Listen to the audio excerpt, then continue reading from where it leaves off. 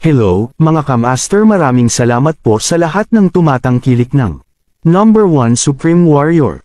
Paki-follow and subscribe mga master para sa mga susunod pang mga kabanata. Number 1 Supreme Warrior. Kabanata 241.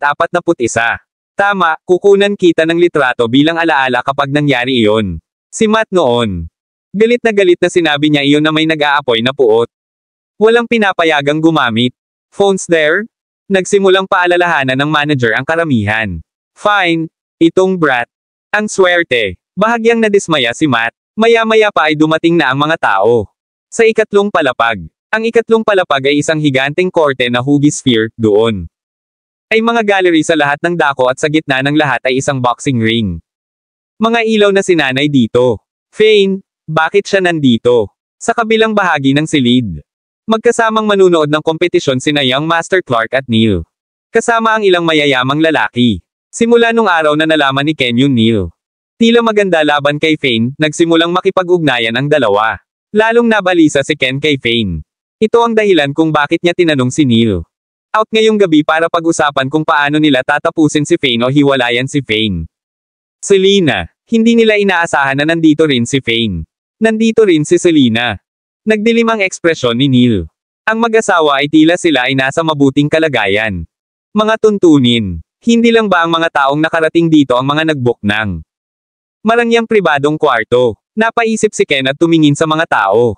Sa tabi ni Fane, mukhang binili sila ni Britney ng hapunan. Kakaiba iyon, paano?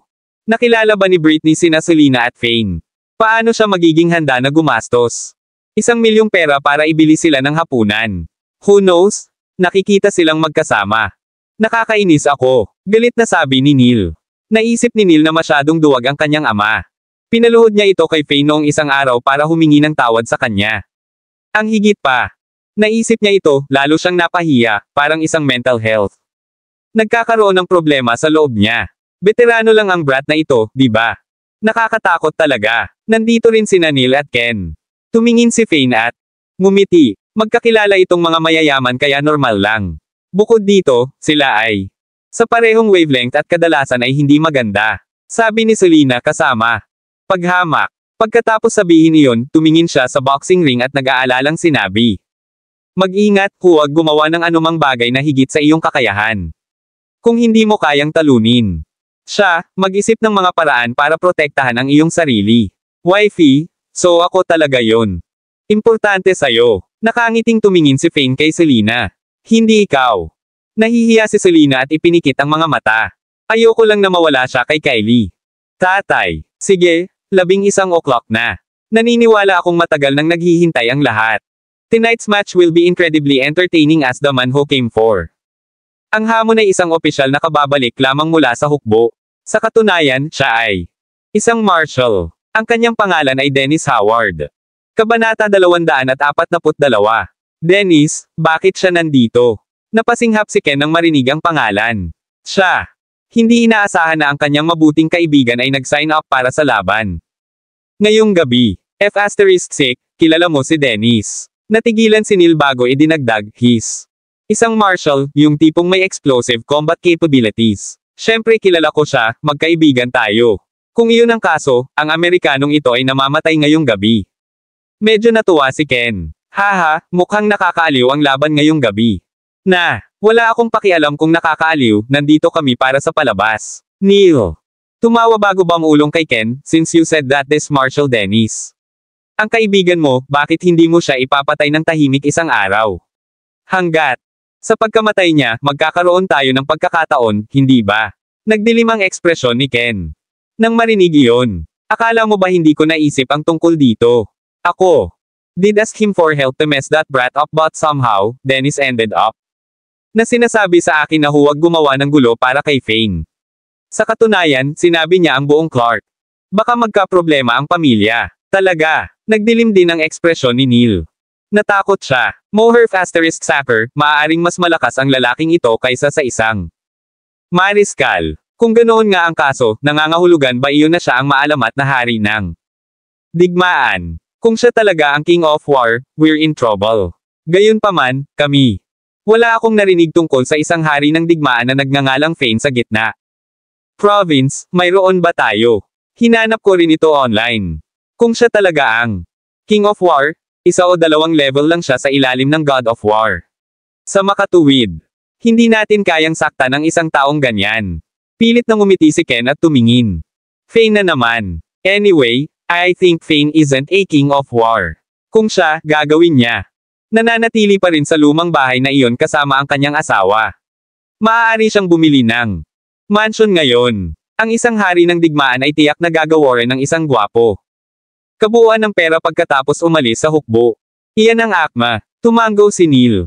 Pero bakit medyo natatakot si Dennis sa kanya? Baka may iba pang dahilan. Iyon. Isa pang dahilan. Nagsalubong ang kilay ni Ken nang magsimula siya.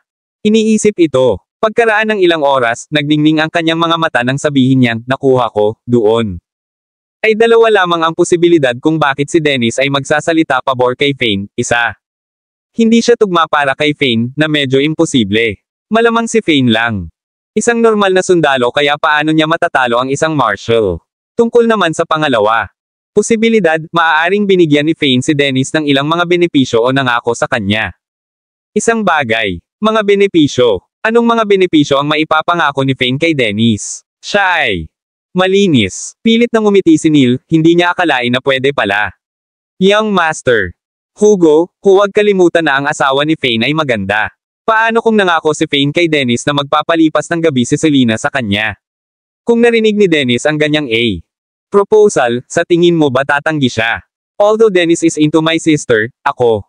Huwag isipin na kahit sinong lalaki ang makapagpipigil sa sarili bago ang isang babaeng tulad ni Selena Kong. Siya ay mapang-akit at nangingibabaw. Malamig na sabi ni Ken. Tama ka, hindi. Kayang tanggihan ng tao ang kagandahang tulad niyan. Tumanggo si Neil at idinagdag. Mukhang naglalagay lang din ng show si Selena. Baka siya talaga. Isang bagay na ganyan para mapabilib ang isang marshal. Haha, binata, pumirma na ako. Ngunit mukhang hindi ka magkakaroon ng pagkakataong lumahok ngayong gabi. Pagkatapos ng lahat, hindi ko inaasahan na ang maghahaman ngayong gabi ay ang marshal. Dennis Howard. Idol ko ang lalaking ito. Sa pagkakataong ito, medyo ilang mga profesional ay bumalik sa gitnang lalawigan at may ilang mga marshals kasama. Sila, bagamat naging tahimik sila bago ito, isa sa kanila ay sa wakas nagpakita para dito. Tumakbo ang babaeng manager at sinabing, I don't care, magiging kawili-wili ang laban ngayong gabi. Gusto kong manatili dito at magbantay ng ilan oras. Mabuti na lang at walang laman ang private room na naka-assign sa akin. Since umalis na ang mga customer, manood na rin ako. Kabanata 243. Dalawang waitress ang nag-uusap. Napaisip ang babaeng manager. Isang bagay. Lumingon siya at sinabi sa mga lalaking nakaitim, watch that brat. Para sa akin. Huwag mo siyang hayaang makatakas, naririnig mo ba ako? Mukhang hindi siya papasok. Ang singsing sa lahat ngayong gabi. Kung hindi pa rin siya makabayad ng alauna, kamatayan. Naghihintay sa kanya. Sige, salubungin natin ang ating challenger, si Dennis Howard. Ang malakas na sabi ng host sa ring. Sa sandaling ito, isang lalaki na may mga kilalang katangian. Naglakad palabas ng isang pinto. Ang kanyang ekspresyon ay hindi kapani-paniwalang kalmado. Tumingin siya sa walang pakialam sa mga tao bago tumabi para hintayin ang kanyang kalaban. Ito ay mahusay, ang pinakamakapangyarihang katisiya sa wakas ay nasa ring. This time, gagawin niya. Talagang talunin ang mapahamak na Amerikanong iyon hanggang mamatay. Tama, ito ang marshal. Sa pagkakataong ito, siguradong mamamatay ang lalaking iyon. Hindi naman siguro ganoon, ang Amerikano ay matangkad at malaki at mayroon din siyang nakakatakot na lakas. Kamukha niya. Parang halimaw na nakatayo lang. Ang 10 tao bago ito, kabilang ang ilang mga nakatagong profesional, lahat ay namatay sa mga kamay ng Amerikano. Iilan sa mga mayayamang lalaki ang nagsimulang talakayin ang laban. Napakunot naman ang noo ni Fane. Magkasama, hindi siya makapaniwala na nagtakda na talaga ang may-ari ng lugar na ito. Ng isang boxing ring tulad nito. Tila ang pangunahing layunin ay upang makaakit ng mayaman. Mga lalaki para manood ng laro. Sa paghusga sa paraan ng kanilang pakikipag-usap, ang ilan sa sila ay malamang na hindi kailanman napalampas ng isang solong laban sa loob ng huling 10 laban. Gayunpaman, kahit na sinabi na ang panunood ng mga laban ay libre, isa. Kakailang gunning eyebok ang marangyang pribadong kwarto para makuha ang benepisyong iyon. Sa madaling salita, kakailanganin ng isa na gumastos ng $1,000,000 upang manood ng isang laban. Dahil nagkaroon ng 10 tugma, nangangahulugan iyon ng kabuoang paggasta ng 10 milyong piso. Mas maraming mayamang tao ang nakakaalam tungkol sa mga laban, mas marami. Pero nakikitain ng may-ari dito. Ang may-ari na ito ay medyo mahusay sa paggawa. Negosyo para kumita. Paki-welcome ang aming arena champion, O'Neal. Malakas na ipinagpatuloy ng host ang pagpapakilala, ang aming O'Neal ay nagkaroon ng 10 magkasunod na panalo mula nang maging defending champion. Gagawin ba niya ang same today, o tatapusin ba ang kanyang streak ng ating challenger na si Dennis Howard? Tingnan natin. Tama nga, pagkatapos ng pagpapakilala ng host, nagsimula ang mga tao. Palakpakan at palakpakan. Napaawang sandali ang mga labi ni Fane. Medyo naramdaman niya. Nabigo. Haha, isa pa ba itong lalaking naghahanap ng kamatayan? Tumawa si O'Neal. Nang malakas, ang kanyang boses ay hindi kapani-pani walang magaspang at ang kanyang katawan ay talagang matangkad at malaki. Parang maliit si Dennis sa harapan niya. Si O'Neal ay walang pang-itaas at ang kanyang makapal. Ang mga braso ay napuno ng malalaking kalamnan, na tila may isang nakakatakot na nakakapit si Kraken sa kanyang katawan. Buong katawan niya ay nagbuga ng A. Nakakatakot at malakas na aura, halatang hindi siya dapat guluhin. Kasama, nang makita ang hitsura ng kanyang kalaban, bahagyang nabaling ang tingin ni Dennis. Seryoso, nabalitaan kong nakapatay ka ng 10 magkasunod na lalaki. Ginagawa mo iyon sa layunin, hindi ba? Malamig na sabi ni Dennis sa kalaban. Binata, kaya. Paano kung sinasadya ko? Pinirmahan ninyong lahat ang form ng pahintulot at mayroon napakaraming saksi. Dahil nandito ka, dapat handa kang mamatay. Haha. Hindi masama sa lahat.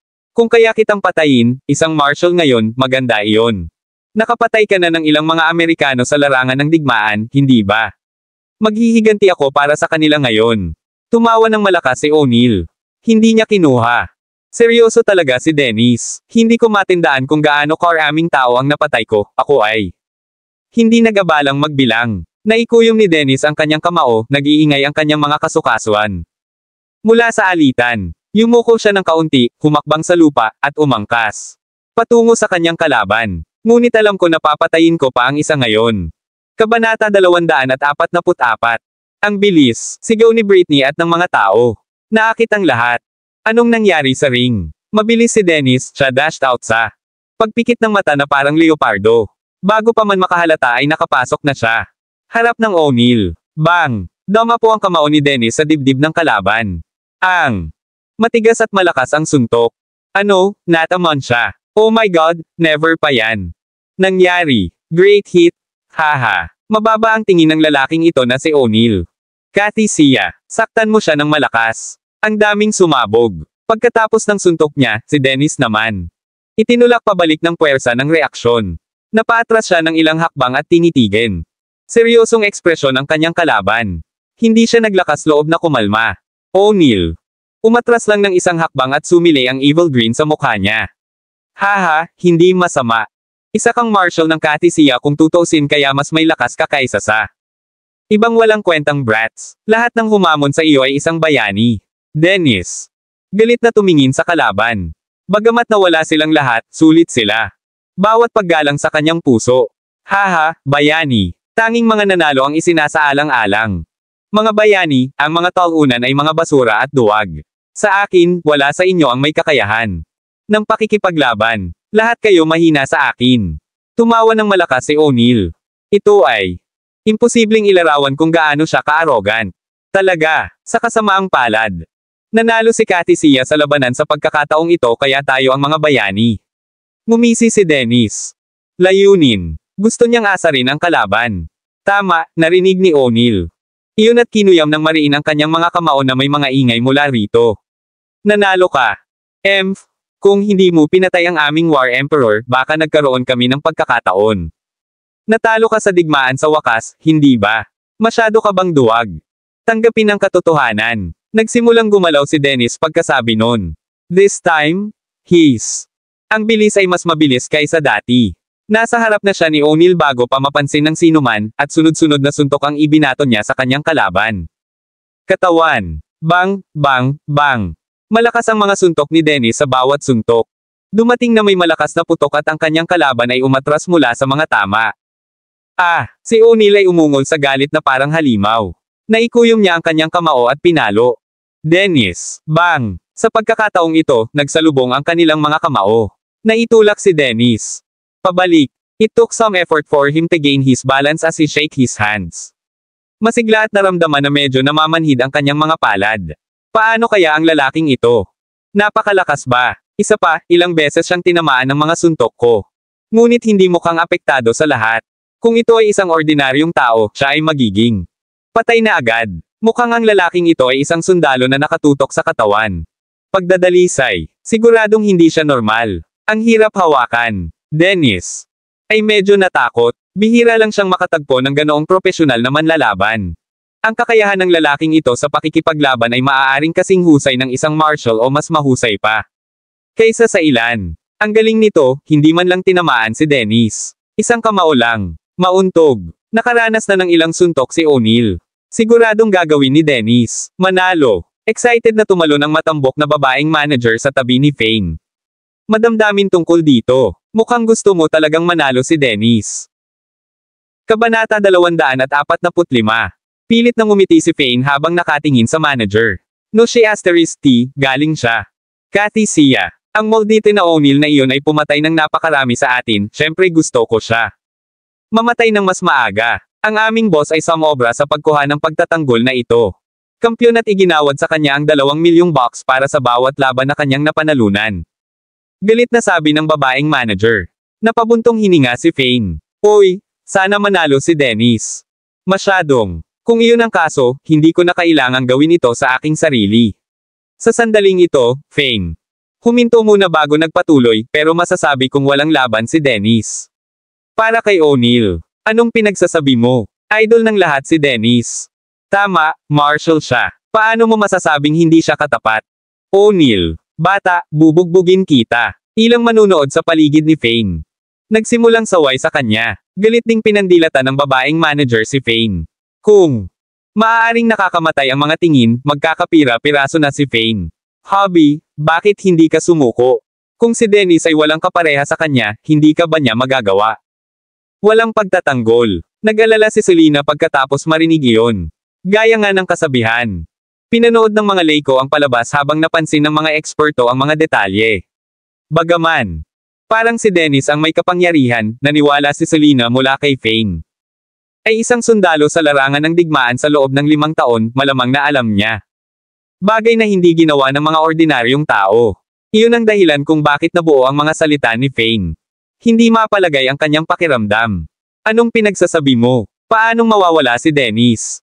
Bago pa makasagot si Fane, idinagdag ni Matt, kahit mga tanga, nasasabihan niyan si Dennis. Siguradong panalo. Isa siyang martial at maraming nataman ang kanyang kalaban. Beses, ni hindi man lang nakastrike ang kanyang kalaban. I think sinasabi mo lang. Bullsh asterisk T kaya tumahimik ka. Huminto muna si Matt bago sinabi kay Selena, I think you're. Hindi man lang magkakaroon ng pagkakataon ang asawa na mamatay sa ring, haha. Maghintay ka lang. Bugbugin hanggang mamatay dahil hindi makabayad. Tama na, tama na. Dagdag pa ni Britney, kung ang iyong lalaki ay nakapasok sa ring at namatay doon, maaaring magkaroon siya ng isang kaunting dignidad ang natitira para mamatay sa isang suntok. Ito ay maaaring ituring na namamatay para sa iyong bansa, kung mamamatay siya sa pambubugbog ng mga tauhan ng bar dahil hindi siya makabayad ng bill, sok-sok, wala na siyang dignidad. Hindi kaya ni Rachel. Tulong pero tumawa. Tama, kapag may nagtanong sa iyo, Selena, kumusta ang iyong namatay ang asawa? Paano ka nabalo? Paano mo sasagutin yan? Sasabihin mo ba sa kanila, size, nagpapanggap na mayaman ang asawa ko? Isang bar at hindi niya kayang bayaran ang bayarin kaya siya ay binugbog hanggang mamatay dahil dito. Kay Rachel. Napakaliwanag ng boses kaya nagtawanan na rin ang mga tao sa paligid nila. Bakit hindi ka umaarte sa isang musikal? Malamig na sagot ni Fane. Nakakatakot ang boses niya. Sa sobrang dami ni Rachel ay agad siyang tumahimik. Nakalimutan niya na ang batang ito. Napakalupit ng lalaki kaya naglakas loob siyang suntukin si Britney at magagawa rin ito sa kanya. Pati na rin. Bukod dito, ang brat na ito na si Fane ay malapit ng mamatay at maaaring mamatay. Isang bagay na matinding bago ang kanyang kamatayan. Kung gusto niyang scapegoat ang isang tao. Hindi ba siya mamamatay ng maling kamatayan? Akin na, sa sandaling ito, O'Neil. Nagsimulang sumugod kay Dennis sa ring sa bilis ng kidlat. Hindi. Sa bagay, ganoon din kabilas ang lalaking ito sa kanyang pisikal na tangkad. Hindi ko siya nakita. Nagkukusa sa pag-atake bago ito. Sa mga nakalipas na laban, hindi man lang siya kumikibo bago matalo hanggang mamatay ang kanyang mga kalaban. Ilang veterano.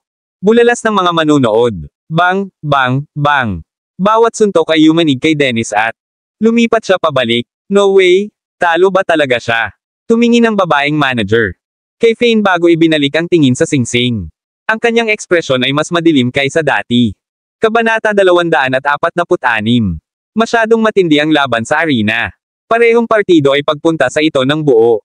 Puwersa. Sa sandaling iyon, pawis na pawis sila. Ang kamisete ni Dennis ay basang-basa sa pawis. Biglang umungol at yumuko si Dennis dahilan para sa kanya. Kamisete upang bumaril sa mga piraso. May ilang nakakakilabot na galo sa kanyang likod. At dibdib. Galing yan sa bala. Nabaril daw si Dennis sa larangan ng digmaan sa nakaraan. Hindi lang one shot. Ito ang mga sundalo na itinaya nila ang kanilang buhay para sa amin sa mga frontline. Nadamay ang karamihan ng tao. Nasaksihan ng mga peklat na naiwan sa dibdib at rehiyon ng tiyan ni Dennis. Ang ilan. Napaiyak pa ang mga babae at halos umiyak. Umungol. Kumunat ang noo ni Fane at tumingin sa paligid. Naluluha na ang babaeng manager na iyon, sumangot. Isipin mo ang daming galos ng idol ko sa kanya. Siya ay isang bayani. Isa itong tunay na bayani. Manager, hindi mo ba sinabi ang taong nagligtas kay Little Jake sa pamamagitan ng pagtalon? Ang Tiger Viewing Zone at hawak ang dalawang Siberian Tigre pababa sa kanilang.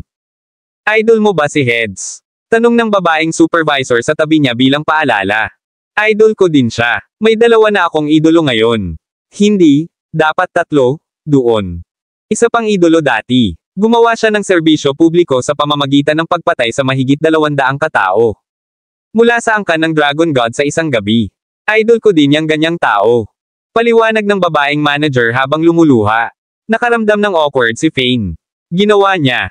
Hindi inaasahan na mabilis kumalat ang insidente sa zoo noong umagang iyon. Maaari. Baka may nagpa-picture. Sa sandaling iyon, ang lahat ay nagpapanik. Wala akong natatandaang nagpa-picture, naisip ni Fane sa sarili. Siya noon.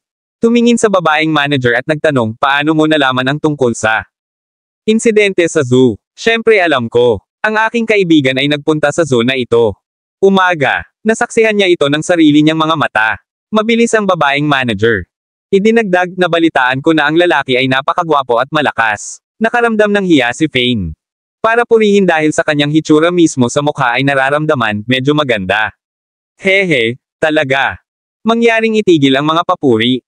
Kung ipagpapatuloy mo ito, mapapahiya ako. Fane.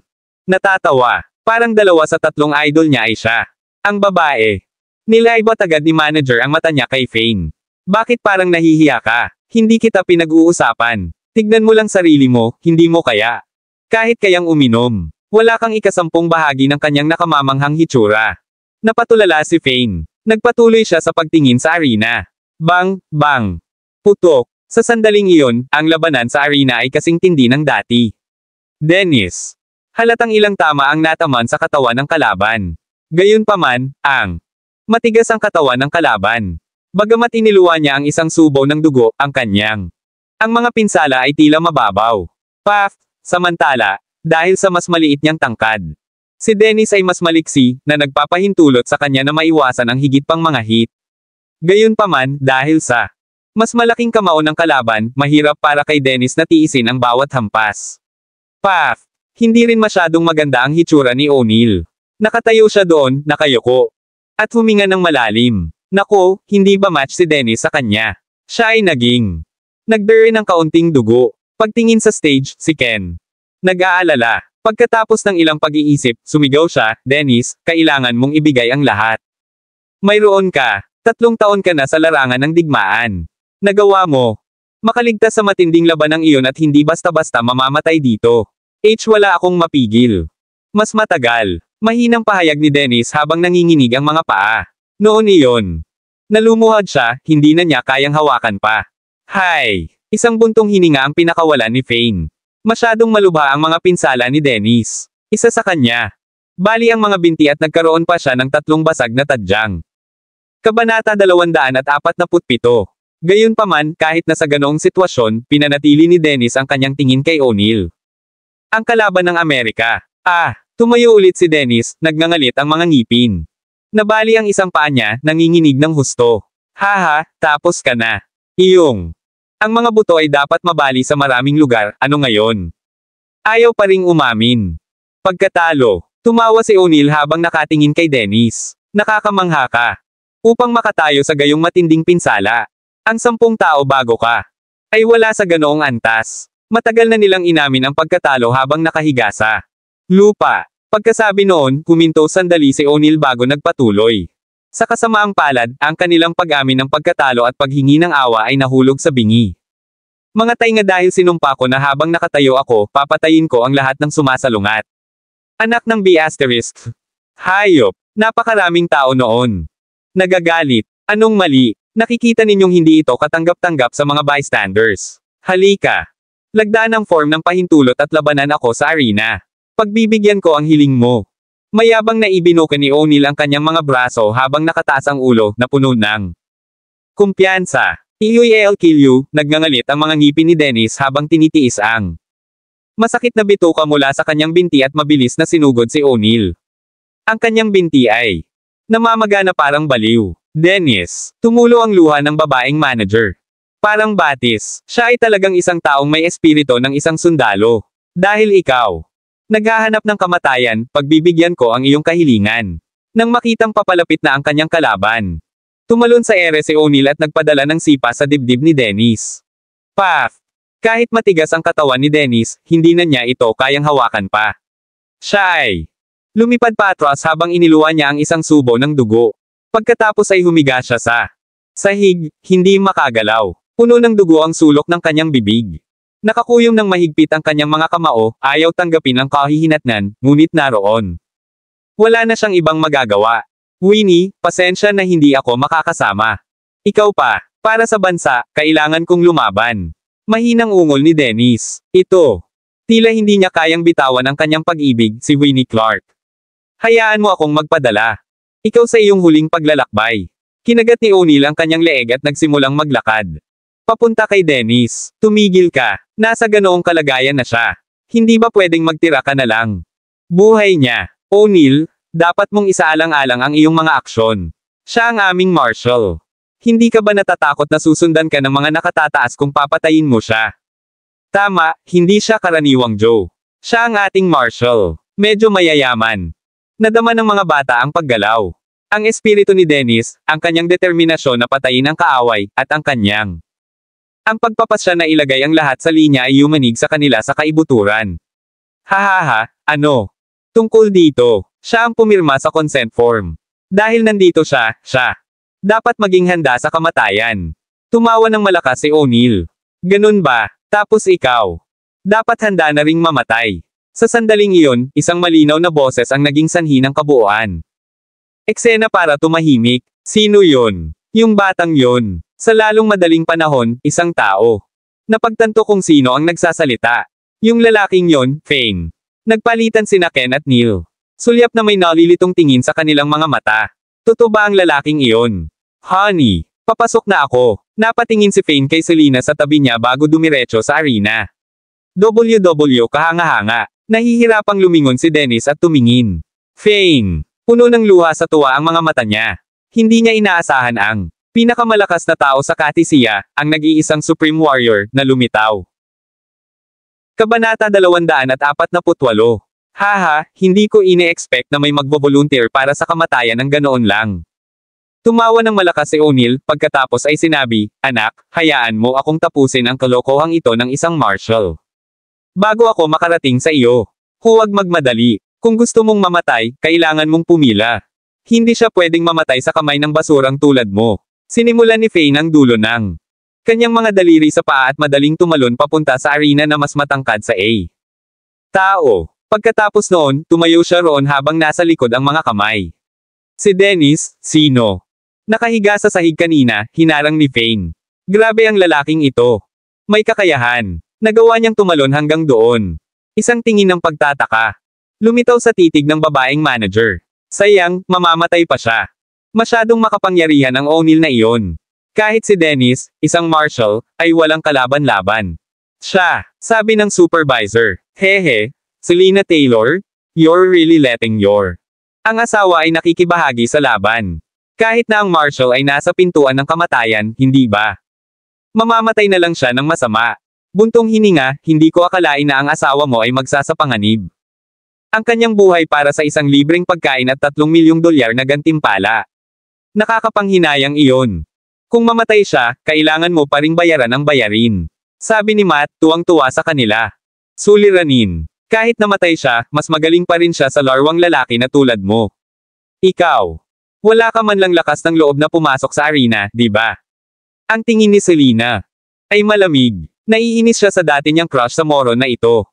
Kung ikukumpara kay Fane, wala siyang maliit na butil ng alikabok. Hindi lang si Matt A. Walang kwentang larwang batang lalaki, magagalak pa siya sa trahedya ng isang tao. Paano siya? Bumangon ka dyan. Kinusat ni Ken ang kanyang mga mata, pinagmamasdan na nakanganga ang kanyang bibig. F***. Ako, akala ko matigas lang siya kanina. Hindi ko inaasahan na siya talaga. Umakyat ka na dyan. Napatulala rin si Neil. Akala pa niya siya na. Nangangarap. Pareho nilang inaabangan ang pagpanaw ni Fane at Ang. Ang dahilan kung bakit sila nagtipon dito ay upang pag-usapan kung paano ipapatay si Fane, o kung paano mapapatay. Iniwan siya ni Selina sa sarili niyang kusa. Hindi nila naisip na pagkatapos ng isang buong araw na talakayan, wala silang solusyon. Sa huli, si Fane iyon. Ang kanyang sarili na nagpasya na ipadala ang kanyang sarili sa kanyang sariling kamatayan sa arena. Iyan ay kahanga-hanga. Nasa arena siya, nandoon talaga siya. Duguan, kung binibigyan siya ng suntok ni O'Neil, hahaha, mabubuwag ang ulo niya. Halos si Neil. Tumalon sa kanyang excited na estado. Naghahanap para sa kanya mataas at mababa, inihatid libre. Sa aming hawak, hahaha, isa, hahaha, napakagandang tula. Mahusay itong tumutula. Ken. Humagalpak sa tawa. Halos gusto na niyang tumakbo ng walang sando dahil sa kanya. Pananabik. Sino ang lalaking ito? Sino ang nakakaalam? Maraming tao ang nagsimula. Kanilang sariling mga talakayan. Si Fane ay isang sariwang mukha na hindi pa nila nakita noon. Kahit na bumagsak ang general, ngunit naglakas loob siyang hamanin siya. Hindi lang ba napupunta? Maging isang laban ngayong gabi. Akala ko isang laban lang ito tuwing gabi, ito ba? Posible bang may dalawang laban ngayong gabi? Parami ng parami ang naramdaman. Nalilito. Kabanata 249. Mukhang may kakayahan ka. Nagulat si O'Neil saka siyang umisi. Ipinapakita ang kanyang malaperlas na mapuputing ngipin. Kawili-wili. Ang iyong marshal ay halos patay na. Naglakas loob ka pa bang sumama? Mukhang isa ka sa mga matuwid na makabayan yan. Sinasabi ng mga alamat, dapat ay napuno ang iyong ulo ng pagkamakabayan. Hanggang sa katangahan at planong mamatay para sa bayan. Hehe, kaya mo. Gumawa ka ng sarili mong conclusion. Tumawa si Fane bago mahinahong sinabi. You've only managed 10, no, 11 consecutive wins because you never met. Ako, ngayon, tatapusin ko ang iyong streak at ang iyong buhay. Sino bang hindi? Marunong magyabang. Huwag mong iihi ang pantalon mo mamaya kapag nakita mo ang kamao ko. Hahaha. Patuloy sa pagtawa si O'Neil. Pagkasabi noon ay tumingin siya sa MC. MC, anong nangyayari? Hindi ba isang laban lang ang inayos mo? Ngayong gabi, bakit dalawa na ngayon? Nakangiting ngumiti ang MC kanina. Tumatakbo sa ibabaw. Nilinaw ko lang sa kanila. Ang ginoong ito ay nagparehistro at lagdaan ang form ng pahintulot. Ang pagkakakilanlan na nakasulat ay walang pangalan na sundalo na may 5 taon ng serbisyong pagpatay. Pagpatay sa mga asong Amerikano. Anak ng B***. Nang marinig iyon, ikinuyom ni O'Neil ang kanyang kamao, gumawa ng mga popong sound mula sa kanyang mga kasukasuan. Ikaw ay isang walang pangalan na sundalo at gusto mo akong patayin. Ikaw ay panunuya sa akin. Ako mismo ang papatay sa iyo ngayon. Bigyan mo lang ako ng 3 segundo para tapusin ito. Lumaban. Teka, hindi ko patapos basahin ang dahilan niya para lumaban. Sa hindi inaasahang pagkakataon, kumaway ang MC para tumigil sila sa sandaling iyon. Pagkatapos ay ipinagpatuloy niya ang anunsyo. Ang pangalawang dahilan ay upang manalo sa laban para sa libreng pagkain at makakuha din ng $3 milyong reward. Kaya ginagawa niya ito para sa pera. Ang ilan mula sa karamihan ay hindi nakaimik. Ipinagpalagay nila na ang pangunahing dahilan ng walang pangalang sundalong ito ay nang ahas na lumaban ay para lamang makakuha ng libreng pagkain. Ang iyong bayarin ay humigit kumulang $1 hanggang $2 milyong. Kasama ang 3 million bucks reward, magkano iyon? Mga 4 hanggang 5 million bucks sa pinakamaraming. Itatapon mo ba ang iyong buhay para dyan? Mayroon ka? Nababaliw ka na ba sa pag-iisip ng pera? Nini siya ng isang matabang lalaki. Para sa pera, si Ken at nagpalitan ng tingin si Neil, hindi na nakaimik. Bakit hindi nila iyon naisip? Makikipaglaban si Fane sa arena para sa maliit na pera. Anak, dapat umalis ka na dito. Huwag magpakamatay. Ano ang silbi ng walang pangalan?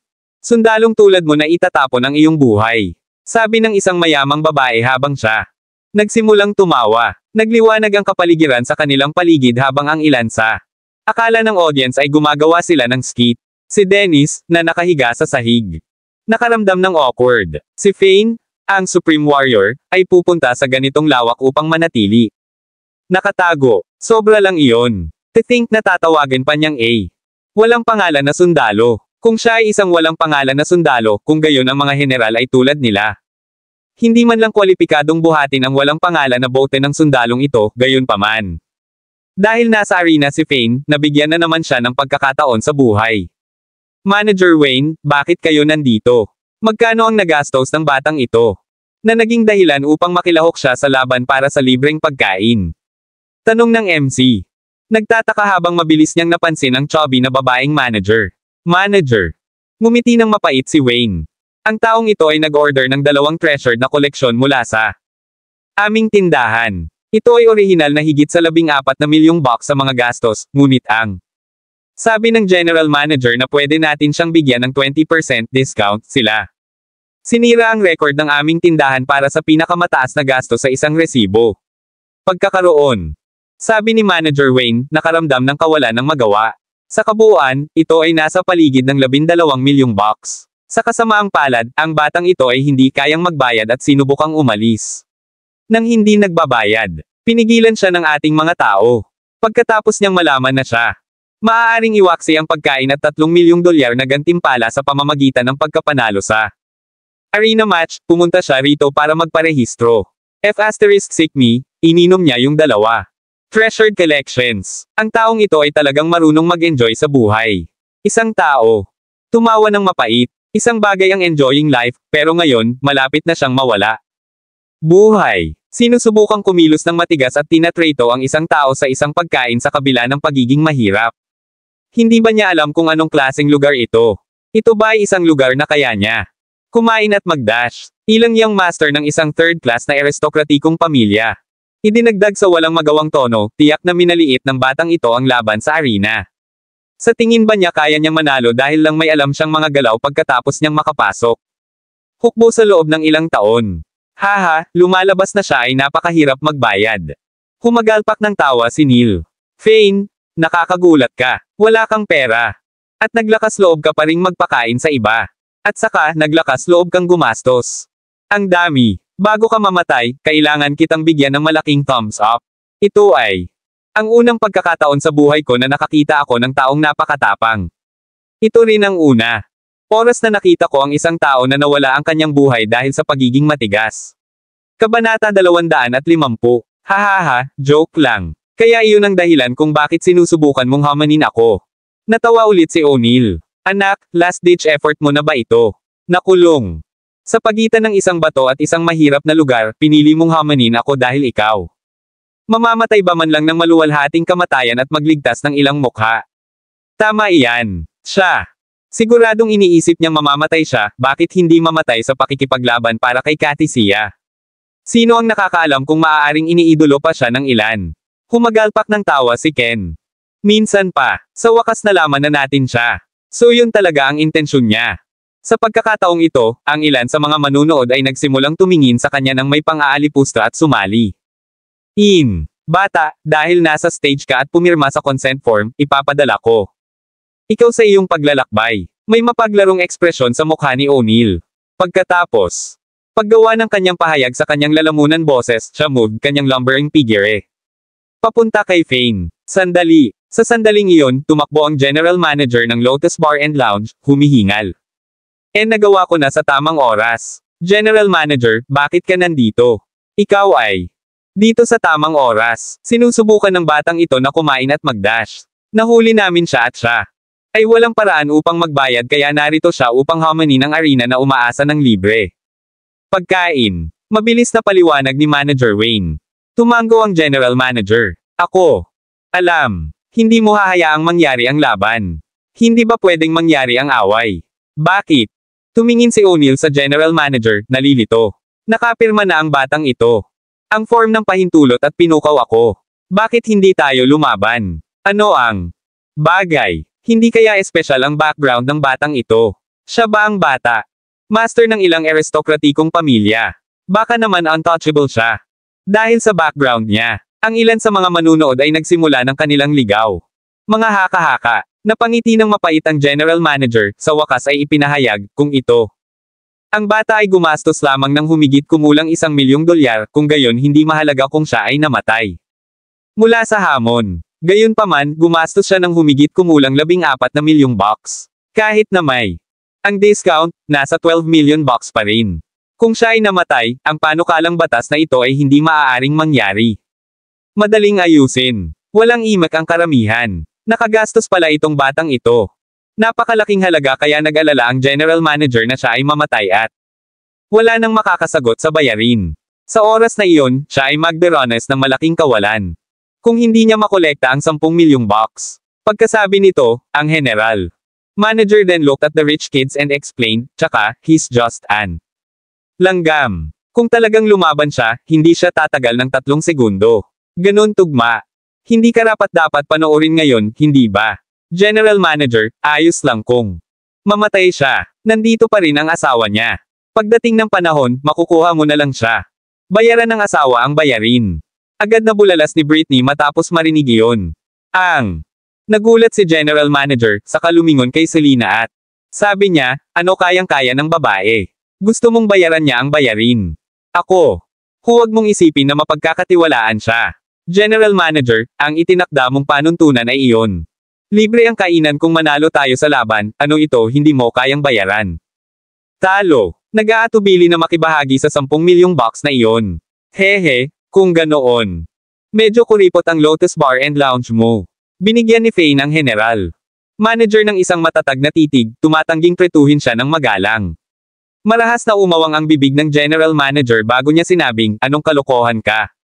Sumisigaw. Kami ay isang subsidiary na negosyo ng isang first-class na aristokratikong pamilya. Bakit tayo mag-aalala sa isang $10 million lamang? Ang problema ay, maaari bang manalo ang isang maliit na pritong tulad mo? Bakit ka mag-aalala kung ako ang manalo? Sa tingin ko, hindi mo kayang mawala. Nagkibit balikat si Fane. Ang general manager ay nasa A. Pagkawala ng mga salita, bagaman mayroon silang suporta ng isang first-class aristokratikong pamilya, ito ay higit sa 10 milyon, hindi lamang 1 o 2 milyon. Ano? Kung nagalit ang amo kapag nabigo silang mangolekta ng pera.